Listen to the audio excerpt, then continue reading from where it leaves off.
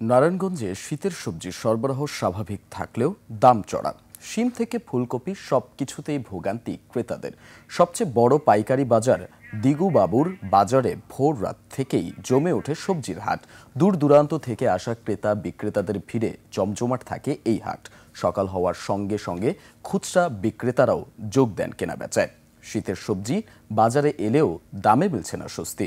পর্যাপ্ত ফুলকপি ও বাঁধাকপি থাকা সত্ত্বেও দাম এখনো চড়া। বিশেষ করে শিমের বাজারে দেখা দিয়েছে ব্যাপক ঊর্ধ্বগতি।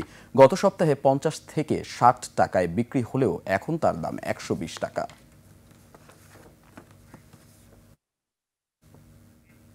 বাজারের আরো খবর জানতে সরাসরি যুক্ত হচ্ছেন নারায়ণগঞ্জ প্রতিনিধি রবিউল ইসলাম।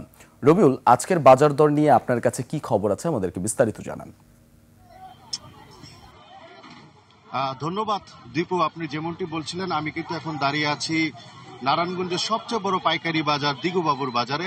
এখানে কিন্তু ভোর রাত থেকে এই বাজারের ক্রেতা বিক্রেতাদের একটি মিলন মেলা হয়ে থাকে এবং প্রচুর পরিমাণে বিক্রি হয় এই বাজারে।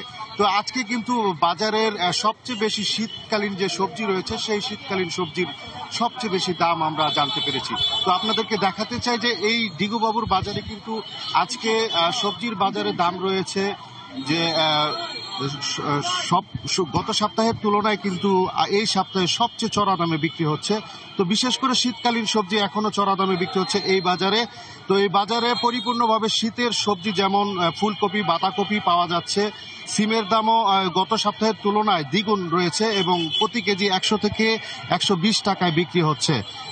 এবং শীতের সবজি আসতে শুরু করলে অধিকাংশ সবজির দাম এখনো 80 থেকে 100 টাকা, তার চেয়েও বেশি দামে রয়েছে। ফুলকপি, বাঁধাকপি প্রতি পিস 40 থেকে 50 টাকা এখনো কমেনি। অধিকাংশ সবজির কেজি কিন্তু 80 থেকে 100 টাকায় বিক্রি হচ্ছে।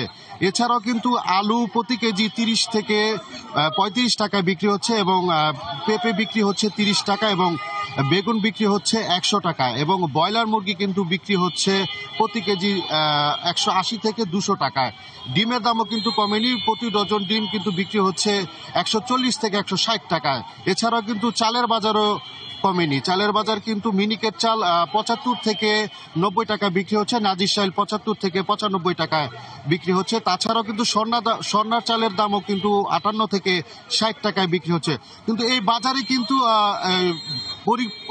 আমাদেরকে অভিযোগ করেছেন যে ক্রেতারা অভিযোগ করেছেন যে এখানে মনিটরিং এর অভাবে কিন্তু এই বাজারে একটি সিন্ডিকেট তাদের নিজস্ব দাম দিয়ে কিন্তু এই দামগুলো বাড়াচ্ছেন বলে আমরা জানতে পেরেছি। পরিপূর্ণ মনিটরিং হলে তারা অভিযোগ করেছেন যে যাতে এই বাজারের দামটা আরো কিছুটা কমবে বলে আমরা জানতে পেরেছি। তো নারায়ণগঞ্জের দিগুবাবুর বাজার থেকে এই ছিল সর্বশেষ খবর। পরবর্তী সংবাদে আমরা আরো বিস্তারিত জানাতে পারবো আপনাদের।